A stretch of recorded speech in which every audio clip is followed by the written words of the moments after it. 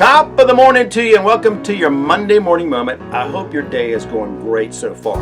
Sorry I missed you guys last week. I was undone by a pretty wicked sinus infection that literally knocked me out for about 6 days, but I'm back and I'm fired up. So when I ask you this question, you know I love to ask you questions right off the bat.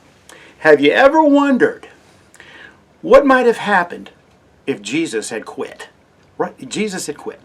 What if Jesus said, you know, I'm not real happy with where this is headed and I'm not feeling all comfortable about this, so I'm out. Yeah, well, I'd never consider that. You probably hadn't either. But I was watching TV last week, a show on Netflix, and there was a scene that got me to thinking and really got me fired up. So the show is Virgin River. Maybe some of you watch it. It's a pretty wholesome show. And in this one scene, there's a father figure with a character by the name of Preacher, ironically. And he's sitting at a kitchen table with a young boy named Christopher, who's probably about 9 years old.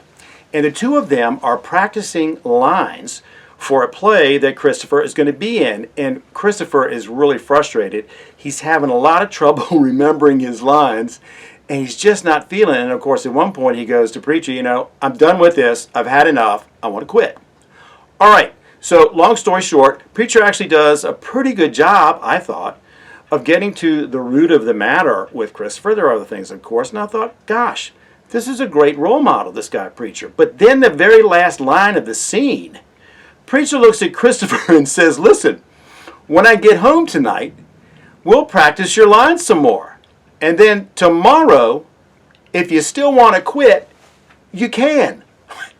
If you still want to quit, you can. I mean, what the hell is that? What kind of a message is that? I actually had to rewind to make sure that's what Preacher said. Oh my God. Well, okay.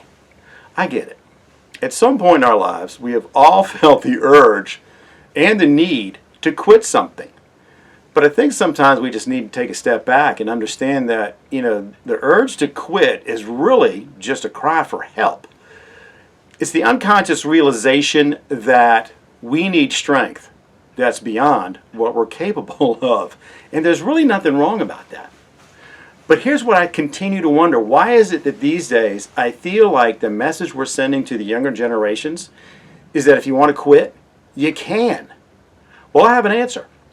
The answer is this.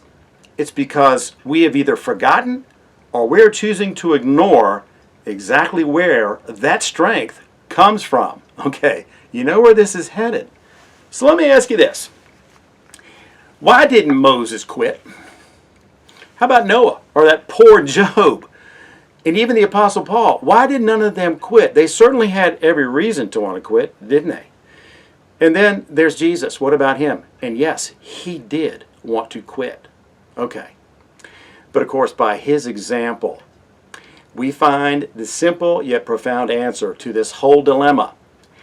In Luke chapter 22, verses 42 and 43, we learn everything we'll ever need to know about quitting. Okay, so it's the night before his crucifixion. So Jesus is in the garden and he's praying to God his Father. And in verse 42, here's what Jesus says to God. Father, if you are willing, take this cup from me, yet not my will, but yours be done. Whew, wow. Yeah, right there Jesus is saying, you know, God, I just do not do this. I wish you'd let me quit. Of course, we know the answer is going to be no. Jesus knew the answer was no, but he still had to ask. But I want you to cling to verse 43, the next one, because this says it all. And I'm going to read 42 and 43 together so you get the context. Father, if you are willing, take this cup from me, yet not my will, but yours be done. And then in 43, an angel from heaven appeared to him and strengthened him. All right. Do you see that? God sent angels to give Jesus strength, not to quit. Is there any reason for any of us to believe he won't do the exact same thing for each one of us? Of course not. All right, so what's the takeaway for today? We could really go deep on this, but what's the takeaway? Well, for me, it comes down to this.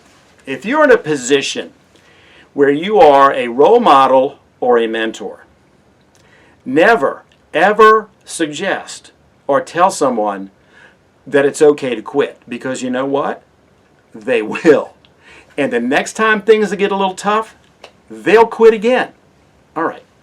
Instead, what I think you need to do is lead by example and reveal through your own actions how to rely on your faith to get you through those tough times when all you want to do is quit.